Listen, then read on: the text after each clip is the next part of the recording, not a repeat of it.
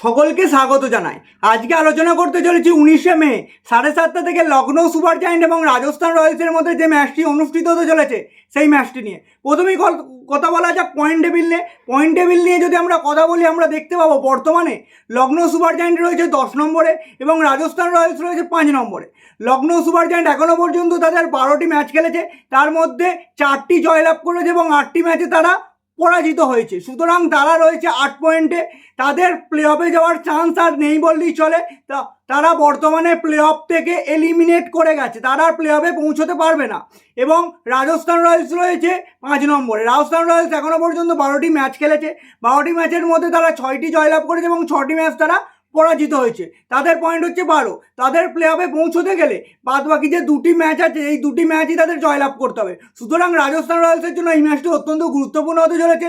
Rajasthan Royals চাইবে যে কোনো পরিস্থিতিতে এই ম্যাচটি জয়লাভ করতে। এবার কথা বলা যাক লখনৌ সুপার জায়ান্ট নিয়ে। লখনৌ সুপার জায়ান্ট নিয়ে যদি কথা বলি, প্রথমেই আমাদের নজরে আসে লখনৌ সুপার জায়ান্টের ব্যাটিং অর্ডার। লখনৌ সুপার জায়ান্টের ব্যাটিং অর্ডারে প্রথমে রয়েছে তাদের ধ্বংসাত্মক ওপেনিং জুটি মিচেল মার্শ এবং জশ ইংলিশ। কিন্তু মিচেল মার্শ এই সিজনে খুব একটা যথেষ্ট ভালো ফর্মে ছিল না, তাকে যথেষ্ট ভালো ফর্মে দেখা যায়নি।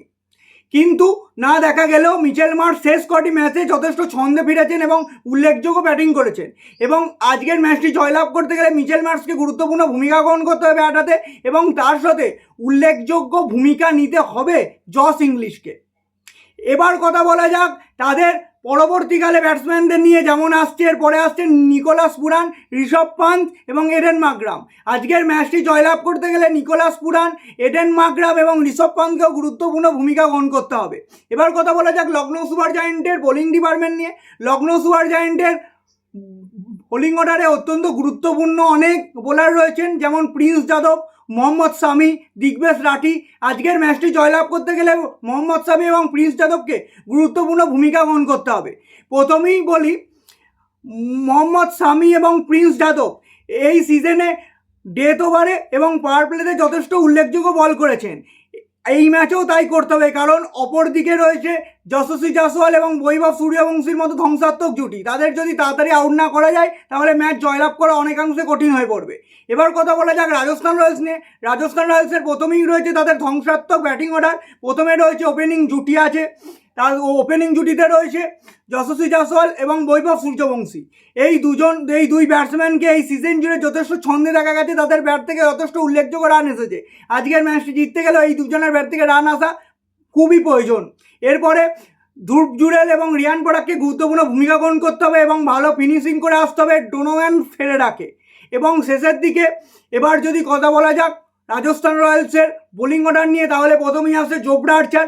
জোফরা আর্চারের সাথে গুরুত্বপূর্ণ সঙ্গ দিতে হবে অ্যাডাম মিলনে এবং ইয়াশরাজ পুঞ্জাকে। অত্যধিক দায়িত্ব গ্রহণ করতে হবে জোফরা আর্চারকে যদি আজকের ম্যাচটি জয়লাভ করতে হয়। আজকের ভিডিওতে এই পর্যন্তই। এবার শেষ পর্যন্ত দেখা যাক এই ম্যাচটিতে কারা জয়লাভ করে। এই ম্যাচটি খুবই গুরুত্বপূর্ণ একটা রোমাঞ্চকর ম্যাচ হতে চলেছে, কারণ রাজস্থান রয়্যালসের জন্য এই ম্যাচটি খুবই গুরুত্বপূর্ণ। তাদের যদি প্লে অফে পৌঁছতে হয় এই ম্যাচটি অবশ্যই তাদের জয়লাভ করতে হবে। আজকের ভিডিওতে এই পর্যন্তই।